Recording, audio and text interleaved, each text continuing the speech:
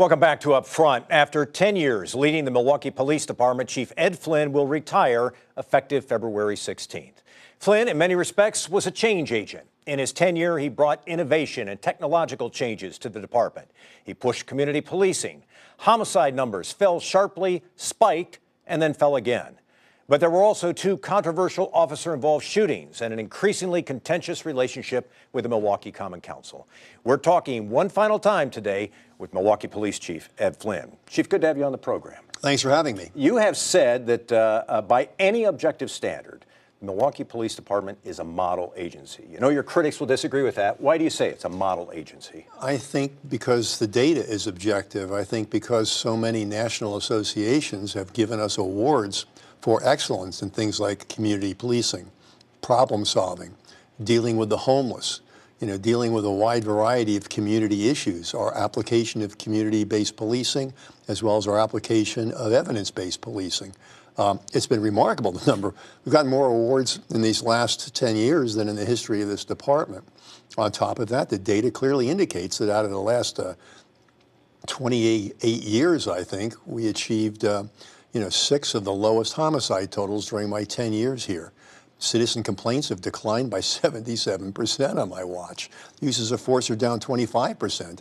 There's no doubt we've had critical incidents and controversial issues, but the evaluation of this department should be based on the overall performance of the department, and by any objective standard, it's exemplary. But there's a lot of political hay to be made at our expense by trying to fit us into agenda-driven narratives that don't represent the bulk of the work of the organization. Well, what do you mean by that?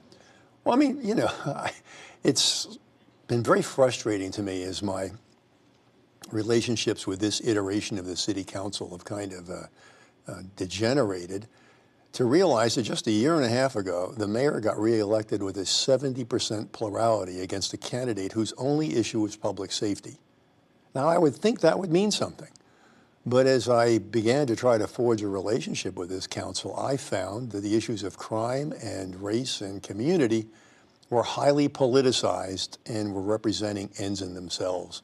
So I could literally go to a city council subcommittee meeting in the morning and be berated by one faction of the council for presumably being soft and ineffective on crime, despite the fact that last year crime categories decreased in every single category but one. And in the afternoon, I could go to another committee meeting and be berated because the police were overactive in disadvantaged communities and engaged in racial profiling. Both assaults are at the same time. And that just meant that politicians were avoiding difficult conversations about the disparate impact on crime on the poor, and basically more comfortable using police activity to build constituencies rather than solve problems. Is that deteriorating relationship with the council, for instance, is that your greatest disappointment, or is there something else, a tool that you wish you had had at your disposal that you think could have made a big difference in reducing crime further? My biggest frustration has been the inability of me to move the community conversation in a positive way. The year before last, the summer before last, I was invited to Obama's last big community town hall meeting. I was invited by ABC News, and I was invited to ask the last question because they knew what my position was. And the question I wanted to ask the president, and did, and I certainly wasn't trying to mousetrap him, was, Mr. President, there's a great deal of community and national discussion about perceived police abuses or the alleged disparate impact of policing tactics on poor communities of color. But there's zero national conversation about the vast overrepresentation of poor people of color as crime victims. And I said, there's no way you can have a conversation about perceived police tactics and their impact on the poor without discussing the terrible impact violence has on the poor. Have those conversations at the same time. The police are asked to do something about crime where it occurs.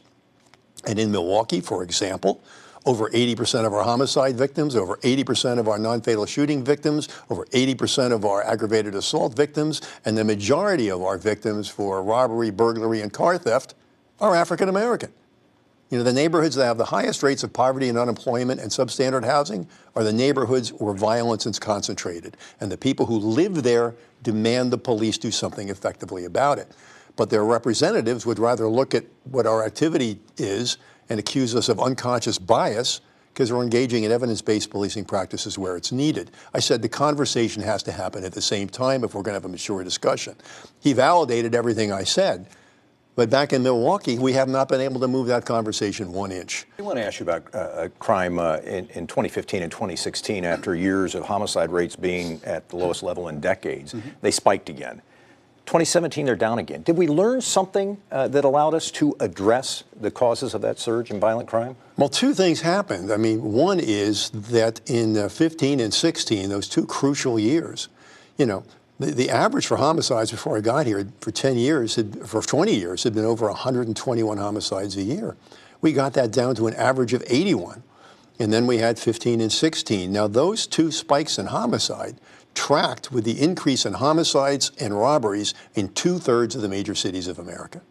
All right, the post-Ferguson environment saw a delegitimizing of police tactics and an all-out assault on our credibility that had very real consequences on the streets of America City. Absolutely, without any question at all.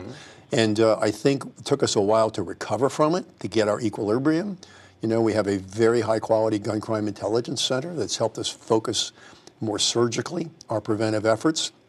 We've also made major strides in trying to deal with domestic homicide with our partnerships with the Sojourner Family Peace Center. So we were able to have an impact last year that was quite significant, something on the order of an 18% decrease. We're hoping to keep that up going forward. Any words of wisdom for your successor? Well, I think the words of wisdom are the following. Don't be afraid to tell the community the truth. The expression truth to power usually seems to indicate some random citizen berating a civil servant. But that citizen takes no risk in doing it except getting good news coverage. The truth to power ratio that's a risk is if you're a civil servant telling politicians the truth, telling them what the data means, measuring the disparate impacts that should concern us about the symptom of poverty, which is crime, which the police are called upon to deal with. Keep telling that story, because unless the general public understands what the problems truly are, they will not hold their public officials who they elect accountable for remedying them. And right now, there's a terrible disconnect between the problems of this city and the level of discourse of our elected politicians. Milwaukee Police Chief Ed Flynn, who is retiring on February 16th. Chief, good to have you back on the program, and thanks for your service. Thank you, Mike. Coming up, Foxconn's big draw from Lake Michigan. Can the lake handle this and a new Waukesha diversion? We'll be asking an expert next on Upfront.